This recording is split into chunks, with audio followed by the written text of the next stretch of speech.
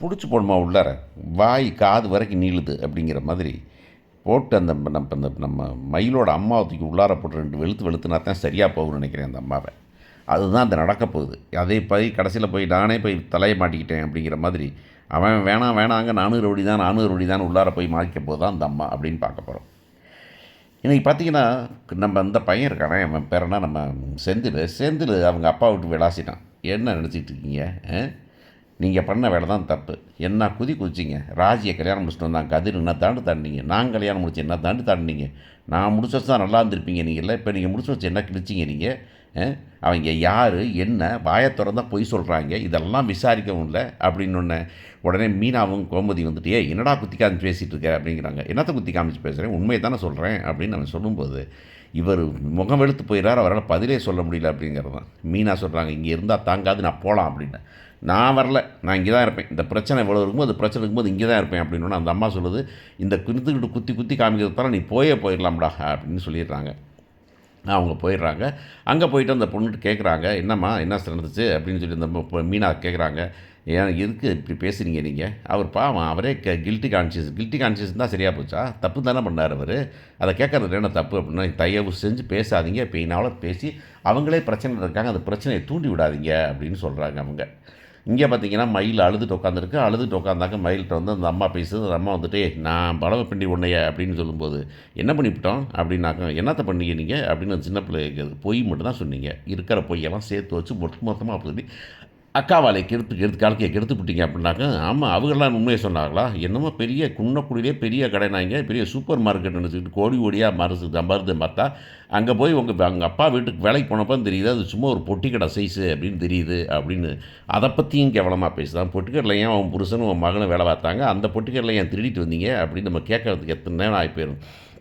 கேட்குறதுக்கு ஆள் இல்லைங்க, பேசுகிறாங்க. உடனே நான் அப்படிலாம் பண்ண மாட்டேன், டைவர்ஸ் பண்ண நான் செத்து போயிடுமா நான்.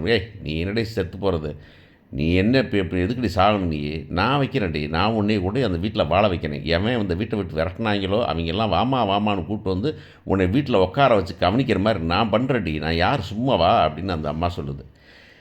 மீனா ஆஃபீஸ் கிளம்பிகிட்டு இருக்காங்க, அவர்கிட்ட பேசிகிட்டு இருக்கும் பார்த்தாக்கா செந்தில்கிட்ட பேசிகிட்டு இருக்கும்போது இந்த பொண்ணு ஃபோன் பண்ணிகிட்டே இருக்குது. இந்த பொண்ணு ஃபோன் எடுக்கிறதா வேண்டாமான்னு தவிச்சிக்கிட்டே இருக்குது.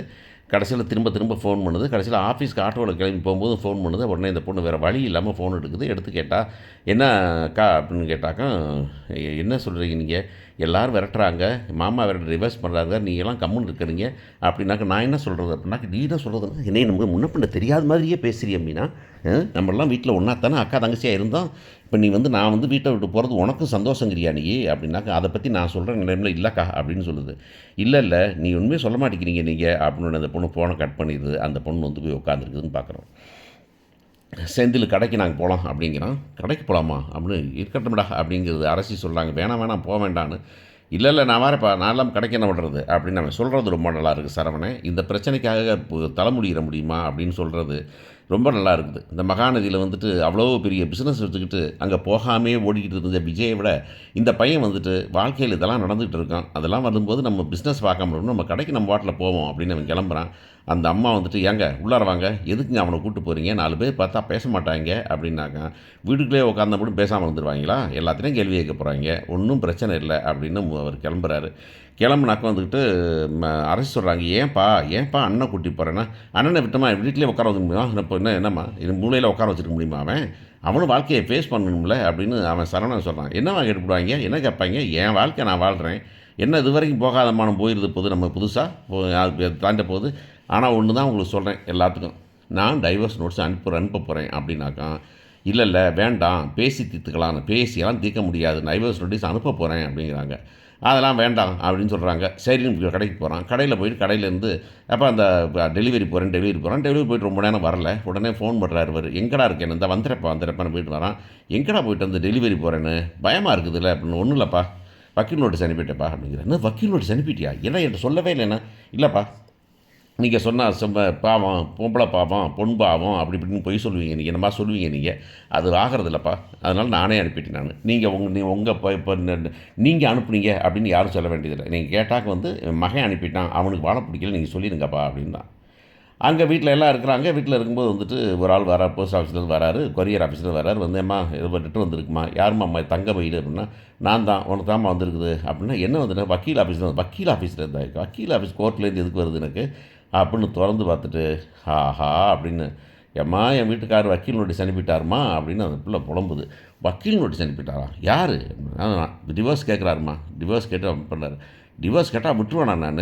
அப்படின்ட்டு இந்த பொண்ணு வேக வேகமாக ஓடி இந்த அம்மா அந்த புருஷனை கூட்டிகிட்டு ஓடுது போலீஸ் ஸ்டேஷன். போலீஸ் ஸ்டேஷன் அக்கிரமமாக இருக்குது, ஆணவமாக இருக்குது, தாங்க முடியல, எனக்கு என்ன பிரச்சனை, வாம்மா வந்து உட்காந்து பேசுமா அப்படின்னு பெண் போலீஸ் அவங்க கூப்பிட்டு பேசுகிறாங்க.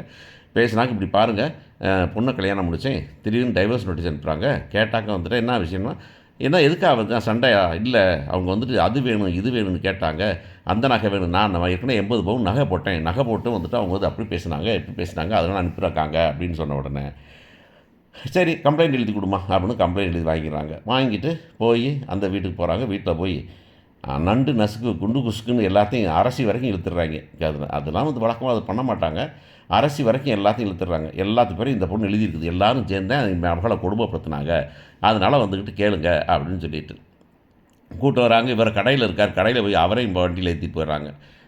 பரவாயில்லையே, போலீஸ் இவ்வளவு சுறுசுறுப்பாக வேலை பார்க்குது. இப்போ தான் வாழ்க்கையில் சீரியலில் ஒரு போலீஸ் வந்துட்டு வேகமாக வேலை பார்க்குற மாதிரி காமிக்கிறாங்க. இல்லைன்னா போலீஸ்க்கே போக மாட்டாங்க, போலீஸ் இருந்தாலும் கம்கமாக போயிடுவாங்க அப்படின்னு பார்த்துருக்குறோம். உள்ளார கூட்டி போட்டு உட்காரவங்க, உட்கார வச்சு என்னான்னு பேசினாக்க இப்படி இப்படிங்கிறாங்க. மீனா மட்டும் வரல. மீனாவும் சேர்ந்துல அங்கே ஆஃபீஸ் போயிட்டாங்க. அப்போ அவங்களுக்கு தகவல் வருது. தகவல் வந்தோடனே நேராக போய் வாங்க நீங்கள் போகலாம் அப்படின்னு போயிட்டு பேங்க் லாக்கரை திறந்து அதுலேருந்து அந்த நகையெல்லாம் எடுத்துகிட்டு வராங்க. என்ன பொய் ஃப்ராடுத்தனம் பண்ணியிருக்காங்க அப்படின்னு நகையெல்லாம் எடுத்துகிட்டு வராங்க. எடுத்துகிட்டு வந்து இங்கே வந்து கேட்குறாங்க. இங்கே வந்து என்ன சார்னா இங்கே கம்ப்ளைண்ட் பேசியிருக்காங்க, பஞ்சாயத்து பேசிகிட்டு இருக்காங்க. பஞ்சாயத்து பேசும்போது நீங்கள் தான் கேட்டிக்கலாமே, அவங்க தான் 80 பவுன் நகை போட்டாங்களாமே, அதெல்லாம் விட்டீங்களான்னு கேட்டால், இல்லை அதெல்லாம் வந்து ஃப்ராடுத்தனம். ராஜியும் மீனாவும் ராஜி வந்து திருன்னு முழிக்குது, என்னடா பண்ணுறதுன்னு தெரியல, இன்னும் மீனா வரல. உடனே இந்த நேரம் பார்த்து மீனா வராங்க. மீனா வந்து இந்த இந்த 80 பவுன் நகை போட்டாங்கல்ல சார், அதுதான். இது எது பொய்ன்னு மட்டும் நீங்கள் கேட்டுக்குங்க. நீங்கள் என்ன சொன்னாங்க, என்ன கல்யாணம் நடந்ததுன்னு பாருங்கள் அப்படின்னாக்கா, இவங்க பொய் சொன்னாங்கன்னு என்ன சாட்சி அப்படின்னு கேட்டாக்கா, அங்கே சுயவரம் இருந்துச்சுல, சுயவரத்தோட வீடியோ காமிக்கிறாங்க.